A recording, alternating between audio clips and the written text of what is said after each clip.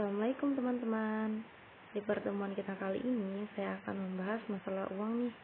Tapi harus ada aturannya. Mau tahu itu uang apa yang bakalan kita bahas? Kuy nonton sampai habis ya. Nah, yang bakal kita bahas itu yaitu warisan. Sebelum kita mengetahui lebih jauh tentang warisan, kita harus tahu apa sih itu warisan. Warisan adalah properti atau aset yang ditinggalkan seseorang kepada ahli warisnya ketika mereka meninggal, mungkin termasuk real estate, uang, saham atau obligasi, perhiasan, atau harta benda yang lainnya. Apa itu wujud dari pengertian warisan tersebut dapat berupa harta, maksudnya harta yang bergerak dan harta yang tidak bergerak, dan termasuk juga diwarisi utang atau kewajiban. Harta yang bergerak seperti kendaraan, logam mulia, sertifikat deposito dan lainnya sebagainya. Harta tidak bergerak seperti rumah dan tanah, utang seperti utang kepada pihak bank, saudara dan lain sebagainya. Jadi warisan tidak selalu hal-hal yang indah yang dapat mensejahterakan yang mewarisinya, namun berupa tanggung jawab yang belum selesai yang harus diselesaikan oleh ahli warisnya. Warisan dapat menyelesaikan masalah atau justru dapat menambah masalah dalam keluarga besar nih. Hal tersebut dapat terjadi karena perbedaan pendapat. Wah, ini sering banget terjadi mengenai pembagian tanggung jawab hingga pembagian harta warisan. Kenapa sih harus ada warisan? Nah, ini ada beberapa alasannya. Yang pertama, mencegah warisan jatuh ke tangan yang tidak berhak. Yang kedua, mencegah konflik keluarga.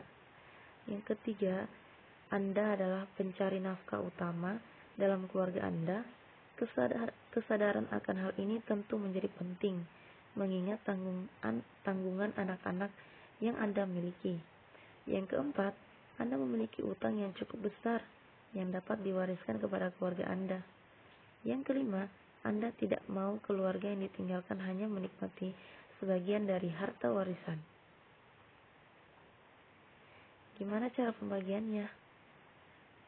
Dikutip dari buku berjudul Pembagian Warisan Menurut Islam oleh Muhammad Ali Asyabuni, jumlah pembagian yang ditentukan Al-Quran ada 6 macam, yaitu setengah, seperempat, seperdelapan, 2/3, sepertiga, dan 1/6. Yang pertama, setengah. Ashabul furud yang berhak mendapatkan separuh dari harta waris peninggalan pewaris ada 5. 1 dari golongan laki-laki dan 4 lainnya perempuan. Kelima ashabul furud tersebut adalah suami, anak perempuan, cucu perempuan keturunan anak laki-laki, saudara kandung perempuan dan saudara perempuan seayah. Yang kedua, seperempat. Adapun kerabat pewaris yang berhak mendapatkan seperempat dari harta peninggalannya hanya ada 2, yaitu suami dan istri. Yang ketiga, 1/8. Dari sederet ashabul furud yang berhak memperoleh bagian warisan 1/8 yaitu istri. Istri baik seorang maupun lebih akan mendapatkan 1/8 dari harta peninggalan suaminya. Bila suami mempunyai anak atau cucu, baik anak tersebut lahir dari rahimnya atau rahim istri yang lain. Ini ada dalilnya loh. Dalil dari firman Allah SWT. Jika kamu mempunyai anak, maka para istri memperoleh 1/8 dari harta yang kamu tinggalkan, sesudah dipenuhi wasiat yang kamu buat atau sesudah dibayar utang-utangmu. Quran Surah An-Nisa ayat 12. Yang keempat, 2/3. Ahli waris yang berhak mendapatkan bagian 2/3 dari harta peninggalan pewaris ada 4 dan semuanya terdiri dari wanita.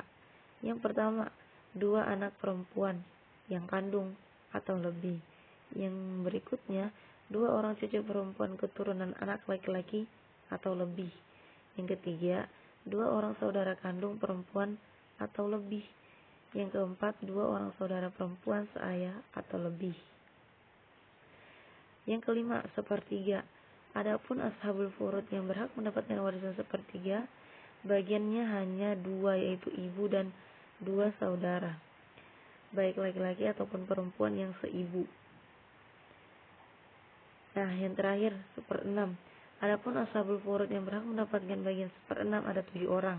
Mereka adalah yang pertama ayah, kedua kakek asli, bapak dari ayah, yang ketiga ibu, yang keempat cucu, perempuan keturunan anak laki-laki, yang kelima saudara perempuan seayah, yang keenam nenek asli, 7 saudara laki-laki dan perempuan seibu. Akan tetapi nih, ada beberapa hal yang menyebabkan hak waris seseorang menjadi gugur, yakni karena dia adalah budak. Seseorang yang berstatus budak tidak mempunyai hak untuk mewarisi sekalipun dari saudaranya, sebab segala sesuatu yang dimiliki budak secara langsung menjadi milik tuannya. Yang kedua itu pembunuhan. Apabila seseorang ahli waris membunuh pewaris, misalnya seseorang anak pembunuh ayah membunuh ayahnya, maka ia tidak berhak mendapatkan warisan. Hal ini berdasarkan sabda Rasulullah, tidaklah seorang pembunuh berhak mewarisi harta orang yang dibunuhnya. Yang ketiga, perbedaan agama. Seorang muslim tidak dapat mewarisi ataupun diwarisi oleh orang non-muslim, apapun agamanya. Hal ini telah diterangkan Rasulullah dalam sabdanya. Nah, jadi begitu cara baginya. Semoga bermanfaat nih ilmunya, lebih dan kurangnya mohon dimaafkan. Wassalamualaikum warahmatullahi wabarakatuh.